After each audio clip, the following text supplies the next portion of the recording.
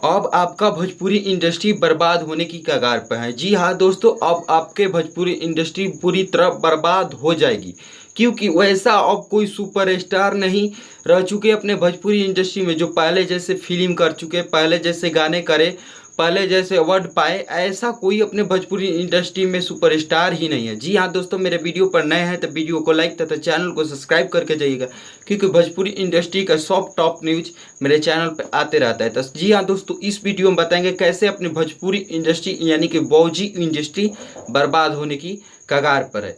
पूरा इस डिटेल्स में बताएंगे। पहले जैसे अपने जैसे सुपरस्टार पाते थे मनोज तिवारी, रवि किशन और पुराने पुराने सुपरस्टार आते थे, वो सुपरस्टार अपने में नहीं रह चुके भाई साहब। जब दिनेश लाल यादव को हिट हिट फिल्म निरहुआ हिंदुस्तानी, निरहुआ रेक्सा वाला दे चुके हैं, वैसे फिल्म दिनेश लाल यादव की नहीं आ रही है। एक बॉर्डर के बाद उस लेवल का फिल्म ही नहीं आया दिनेश लाल यादव को। और ये अपने खेसारी पवन, अपने जतिवाद, अपने फैन में लड़ रहे, अपने में ही टकराव कर रहे, अपने में ही लड़ रहे हैं। ये क्या विकास करेंगे भोजपुरी इंडस्ट्री के लिए? कुछ नहीं करेंगे।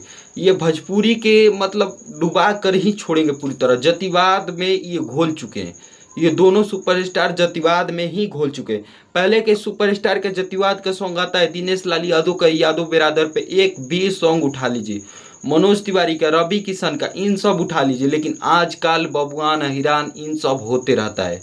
हमारे भोजपुरी इंडस्ट्री में 3 महीना 6 महीना पर एक गाना ना आए अपने बिरादर पर तो तुम स्टार नहीं हो, तुम्हारे फाइन फॉलोइंग कम हो जाएगी, क्योंकि अपने बिरादर के लोग ही सिर्फ सपोर्ट करते हैं। उनकी फिल्म आए, खेसारी की फिल्म आए तो पवन के टीम पवन विरोध करे, या पवन की फिल्म आए तो खेसारी की टीम खेसारी विरोध करे। इन दोनों